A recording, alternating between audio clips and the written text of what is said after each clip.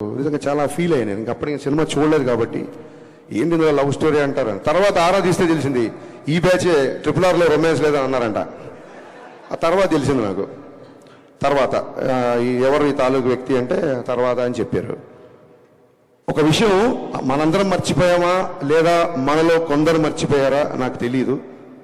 మీకు గుర్తుంటే సంతోషం, గుర్తులేని వాళ్ళ గుర్తు చేస్తున్నాను అనుకోండి. నేనేదో గరికపాటి గారి లాగా చాగంట్లాగా ప్రవచనం మాత్రం ఇవ్వట్లా. వినండి. సినిమా ఇండస్ట్రీ అంటే, ప్లీజ్ సైలెన్స్, ఒక్క మాట సైలెన్స్, మిగతాది కావాలన్నమాట. సినిమా ఇండస్ట్రీ అంటే సినీ నిర్మాతలు, సినీ దర్శకులు, సినీ నటులు, సినీ జర్నలిస్టులు కూడా మనం అందరం ఒక ఇండస్ట్రీ. మీరు మా మీద రాళ్ళు, మేము మీద రాళ్ళు వేసుకోవడానికి మీరు ఆ గట్టున మేము ఈ గట్టున లేవు. సినీ జర్నలిస్టులు అంటే part of industry. Please don't ever forget that. మీరందరూ మనం కలిస్తేనే ఇండస్ట్రీ. మీరు పబ్లిసిటీ చేయండి, నా సినిమాలు జనాల వరకు రీచ్ అయ్యా అవ్వలేదు కదా. మనం ఒకరి మీద ఒకరు రాళ్ళు వేసుకోవడం ఏంటి అంటే, ఈ థాట్ నాకు ఎందుకు వచ్చిందంటే, నేను సురేష్ కొండేటి మీద ఏదో కౌంటర్ వేసినందుకు నాకు ఒక 200 ఫోన్లు వచ్చినాయి. గబ్బర్ సింగ్ ఎన్ని ఫోన్లు వచ్చినాయి, ఆ రోజు అన్ని ఫోన్లు వచ్చినాయి.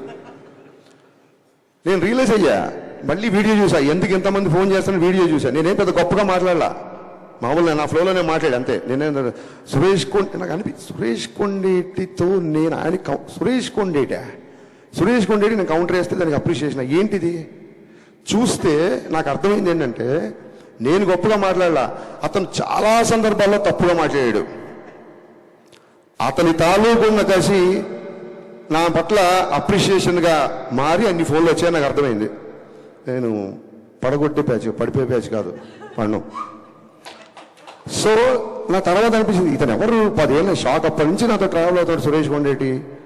కరెక్ట్గా లైట్లు వెలిగి కెమెరాలు మైక్లు అనేసరికి మనం ఆ గట్టు ఈ గట్టు అని ఎందుకు అనుకుంటున్నాము? మనం ఒక ఇండస్ట్రీ కదా, సినీ జర్నలిస్టులు అందరూ మన ఇండస్ట్రీ కదా. I didn't enjoy it. Suresh కొండేటిని ఏదో కౌంటర్ వేసా 10 మంది ఫోన్ చేస్తే నేను దాన్ని ఎంజాయ్, నాకు చాలా బాధ వేసింది తర్వాత ఆలోచించుకుంటే. ఎందుకు అనవసరంగా మనం ఒక ఇండస్ట్రీ కదా, సోషల్ మీడియాలో బయట వాళ్ళు జనాలు మనం చూసి నవ్వుకోవడం ఏంటి అని అనిపించింది సీరియస్గా. మేము ఏ పొలిటికల్ ఎజెండా లేకుండా సినిమాలు తీస్తున్నామని చెప్పట్లా, తీయాలి అని చెప్తున్నా. మేము ఒక వ్యాపారం చేస్తున్నాం. సినిమా ఫస్ట్ కళాత్మకత, రెండోది వ్యాపారం. నాకు రాజకీయ ప్రత్యర్థి పార్టీలు కూడా నా సినిమా చూడాలని కోరుకుంటా. అన్ని పార్టీల వాళ్ళు, కాంగ్రెస్ వాళ్ళు, టీఆర్ఎస్ వాళ్ళు, బీఆర్ఎస్ వాళ్ళు, బీజేపీ, వైసీపీ, నా సినిమా అందరూ చూడాలనుకుంటా. నేను ఒక వర్గాన్ని ఎందుకు దూరం చేసుకుంటా? నేను దూరం చేసుకునే ఆలోచన నాకు ఎందుకు ఉంటుంది? ఒకసారి నా ట్విట్టర్ హ్యాండిల్ చూడండి. పవన్ కళ్యాణ్ గారు క్లియర్గా చెప్పారు, ఎవరు cinema director stick to cinema. Janasena సంబంధించినవి కానీ, లేకపోతే ఇంకోటి సంబంధించినవి కానీ, లేకపోతే నా పద్ధతిలో అన్నారు కానీ మీరు ఎవరు రియాక్ట్ అవ్వాల్సిన అవసరం లేదు. మీ పని మీరు చేసుకుంటే చాలా క్లియర్గా చెప్పారు. ఎందుకంటే సినిమా చేస్తున్నప్పుడు సినిమా హౌస్ఫుల్ అవ్వాలనుకుంటాం. 10 మంది కాదు, 100 మంది, 1000 మంది, 1,00,000 మంది నా థియేటర్లో ఉండాలనుకుంటాను నేను. ఒక ప్రత్యేక ఎజెండా అంటే ఉండదు. నిన్న ట్వీట్ ఎందుకంటే బాధేసింది. అరే రెండో సినిమా చేస్తున్నాడు, మేము ఉన్నాం కదా బండబారిపోయి, మీ మాటలకి, మీ ట్రోలింగ్లకి, మీ అన్నిటికీ మా మీద అయ్యండి సెటర్లు, మేము రెడీ. అతను రెండో సినిమా, ఒక అద్భుతమైన కెమెరామెన్ ప్యాషన్తో ఒక సినిమా తీశాడు. ఇలాంటి రేటింగ్లు, ఇలాంటి నెంబర్లు, ఇలాంటి కామెంట్స్ మీకు నచ్చలేదు వదిలేయండి. సంస్కృతిలో సామెత ఉంది, నప్రియాత్ సత్యం అప్రియం. అవతల వ్యక్తికి నచ్చని ఒక సత్యాన్ని కూడా చెప్పొద్దని ఒక సామెత ఉంది. మన ఇండస్ట్రీ కదా, మన వ్యక్తి కదా, వాడికి ఏం మీరు ఆకాశం మీద పెట్టకర్లా. ఏమైపోయిందంటే ఒక చిన్న లైన్ మిస్ అవుతున్నాం. క్రిటిసిజంకి, ట్రోలింగ్కి తేడా తెలియకుండా పోతుంది. విమర్శ వేరు, ఎద్దేవా ఎగతాళి వేరు. ఎవరో సోషల్ మీడియాలో ఫ్రస్ట్రేటెడ్ యూతో, ఫన్ కోసం చేసే యూతో ట్రోల్ చేస్తారంటే అర్థం ఉంది. మన రివ్యూలు కూడా, మన మనుషులు కూడా ట్రోలింగ్ స్థాయికి దిగజారిపోతున్నారు. అక్కడ బాధ చేస్తుంది.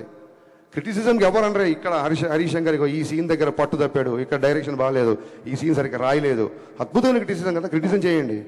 ఎత్తేవా ఉన్న ఎగతాళి స్థాయికి వెళ్ళిపోతుంది, అక్కడ బాధ చేస్తుంది.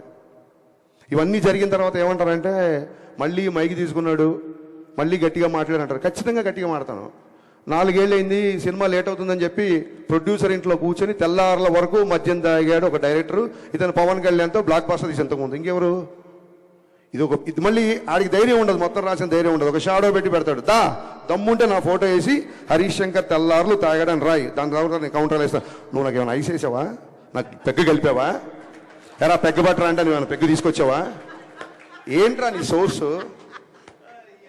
పోనీ ధైర్యంగా ఫోటో వేసి రాయడు ఒక చిన్న షాడో. హౌ లాంగ్ అండి? How long we should take all this non sense? I'm asking. ఇప్పుడు ఏమంటారు, ఇంకా మళ్ళీ మొదలు రేపొద్దు నీ సినిమా కూడా వస్తుంది కదా, నీ సినిమా కూడా వస్తుంది కదా, నీది కూడా చేస్తావు కదా, మాటకు ముందు ఆ గ్యాప్ వచ్చింది. నేను ఇప్పుడు 2 సినిమాలు షూటింగ్ చేస్తున్నా, ఉస్తాద్ భగత్ సింగ్, మిస్టర్ బచ్చన్. అతి త్వరలో ఇంకో 2 పెద్ద హీరోలతో అనౌన్స్మెంట్ రాబోతున్నాయి, సినిమాలు చేయబోతున్నా. ఇది ఏంటి ప్రోగ్రెస్ రిపోర్టా? మా నాన్నలాగా మీరు నా స్కూల్లో ఏమైనా ఫీజు కట్టారా? నేను ఏం చేస్తాను మీకు చూపించుకోవడానికి? 4 సంవత్సరాలు కుదరకపోతే నా 5 ఏళ్ళు కుదరదు. ఏంటి మీ ప్రాబ్లం ఏంటి? మీ ఇంటికి వచ్చి ఏమైనా అడుగుతున్నానా? నా రెంట్ కట్టండి అన్నా, నా ఇంకోటి చేయండి అను. సినిమా లేట్ ఉందని ఫ్రస్ట్రేషన్తో ఇదా నాకు తర్వాత అనిపించింది. ఎక్కడో చదివా, హరీష్ శంకర్ తాగిన మద్యం గురించి మాట్లాడడం కాదు.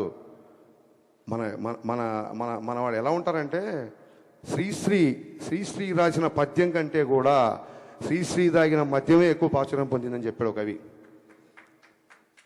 విపరీతమైన పర్సనల్ అటాక్. మేమేమన్నా గాంధీ మాత్రం చెప్పామో మీకు? విపరీతం అయిపోయింది. నాకు కార్తీక్ పరీక్షల్లో నేను ఆ విషయంలో చాలా ఫీల్ అయ్యా. రేపు మన సినిమాలు వస్తున్నాయి, రేపు పొద్దున ఖచ్చితంగా పీపుల్ మీడియా ఫ్యాక్టరీ విశ్వప్రసాద్ చాలా ఓపెన్గా చెప్పారు 100 సినిమాలు చేస్తానని. మేము అన్ని సినిమాలు చేస్తామని తెలియదు, ఎందుకంటే మీకు చూస్తున్నారు కదా 3-2 ఏళ్ళు పడుతుంది మరొక సినిమాకి. సో అన్ని సినిమాలు తీయొచ్చు, తీయకపోవచ్చు. ఒకసారి మా గ్రూప్లో, మా డైరెక్టర్ గ్రూప్లో రాఘవేంద్ర గారు ఏదో సినిమాకి 27 years 100 films 150 అనేది పెట్టారు. మేము అందరం కంగ్రాట్ చేసాం. నేను అన్నాను, మేము 100 yearsలో కూడా 27 సినిమాలు తీయలేమేమో ఇప్పుడున్న పరిస్థితులు అని చెప్పాను. ఇక్కడ నెంబర్ ఆఫ్ సినిమాలు వస్తాయి. మాలో విషయం ఉన్నంత వరకు మేము నిలబడతాం. ఆయన 100 సినిమాలు చేయడానికి వచ్చిన ప్రొడ్యూసరు. ఆయన 100 సినిమాలు తీద్దాం అనుకున్నప్పుడు ఎన్ని లక్షల మందికి వస్తుందో, ఒక దాన్ని ఏమంటారు, ఒక ఉపాధి వస్తుందో ఒకసారి ఆలోచించండి. సేవ్ టైగర్స్ కాదు, సేవ్ ప్రొడ్యూసర్స్. మనం మీడియా అవ్వచ్చు, మీరు అవ్వచ్చు, మేము అవ్వచ్చు. మేము కంపల్సరీ కాపాడదు. 100 సినిమాలు తీసేవాడిని 50 తర్వాత పంపించేశారనుకోండి, మనకే 50 సినిమాలు రెవెన్యూ పోయినట్టు. రేపు మీ సినిమాలు వస్తున్నాయి, రాస్తారు, అది ఇది అంటారేమో. పర్టికులర్గా మళ్ళీ గుమ్మడికి వెళ్దాం కంటే అందరు భుజాలు అనుకోకండి. పర్టికులర్గా సదరు వెబ్సైట్కి చెప్తున్నా, మీరు ఏమన్నా రాసుకోండి. ఎందుకంటే ఈ ట్రోలింగ్లు మీకు కొత్తనేమో. సినిమా పుట్టాక వెబ్సైట్లు పుట్టాక సినిమాలు పుట్టాకే వెబ్సైట్లు పుట్టాయి. మేము ఇంట్లో నుంచి బయలుదేరి వచ్చే ముందు డైరెక్షన్ చేద్దాం అన్నప్పుడు ఫస్ట్ ట్రోలింగ్ స్టార్ట్ చేసింది మా అమ్మ, మా నాన్న. వీడి మొహానికి వీడు పెద్ద డైరెక్టరు అని. ఆ తర్వాత మా బంధువులు, మా ఫ్రెండ్స్, మా నేబర్స్, హరీష్ గారు పెద్ద స్పీల్బర్గ్ అంటారా, సినిమాలోకి వెళ్తానంటారా, ఈడో పెద్ద మణిరత్నం అంటారా అని చెప్పి అందరూ అన్నారు. ఈ ట్రోలింగ్లు మాకేం కొత్త కాదు. ఇప్పుడు మీరు చేసే ట్రోలింగ్ అసలు అప్పుడు ఏమీ లేనప్పుడే ట్రోలింగ్ చేస్తున్నారు. ఈ ట్రోలింగ్లు అన్నీ మాకు ఎప్పుడూ అయిపోయినాయి.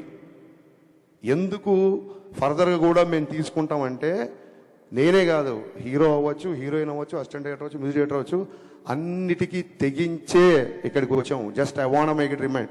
మీరు అందరూ గుర్తుపెట్టుకోండి, అన్నిటికీ తెగించి ఎన్నో సౌఖ్యాలు సుఖాలను త్యజించి ఇక్కడికి వచ్చి నిలబడ్డాం. రేపొద్దున మళ్ళీ అటాక్ స్టార్ట్. నేను మళ్ళీ చెప్తున్నా, సినిమా ఇండస్ట్రీ అంటే సినీ జనరేషన్ అందరూ అని చెప్పి నేను స్పీచ్ స్టార్ట్ చేశాను. లేదు రేపొద్దున ఇలాగే పగబడతాం, ఇలాగే ఆర్టికల్ రాస్తాం అనుకుంటే, మీరు అభిమానించే వ్యక్తే ఒక జెస్చర్ చెప్పాడు. ఆ జెస్చర్ మీకు గుర్తు చేస్తున్నా, రాసుకోండి. Thank you.